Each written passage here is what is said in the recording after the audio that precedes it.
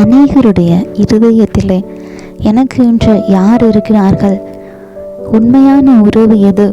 இறுதி வரை நம்மளோடு இருக்கும் உறவு எது என்ற ஒரு கேள்வி காணப்படுகிறது.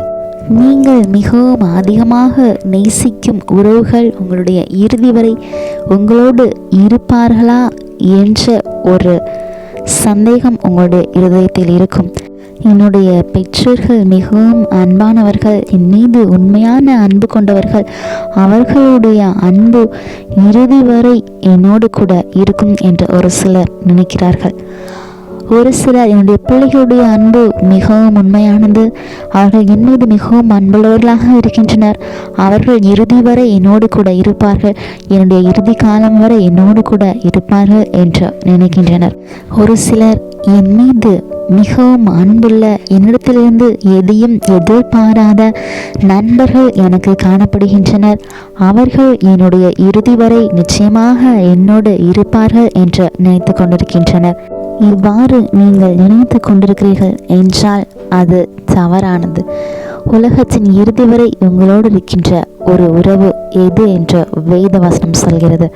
உலகத்தின் முடிவு பரியந்தம் சகல நாட்களிலும் நான் உங்களுடனே கூட இருக்கிறேன் என்று கர்த்தராகிய இயேசு கிறிஸ்து சொல்கிறார்.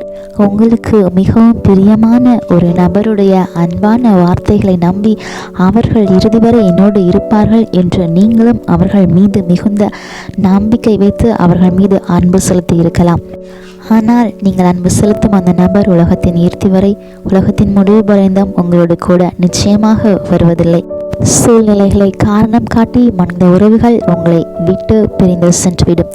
ஆனால் உங்களுக்காக இந்த உலகத்திலே மனித அவதாரமாக பிறந்து உங்களுடைய பாவங்களுக்காக சிலுவையில் மரித்த இயேசு கிறிஸ்து உலகத்தின் முடிவு பரியந்தம் உங்களோடு கூட இருப்பார்.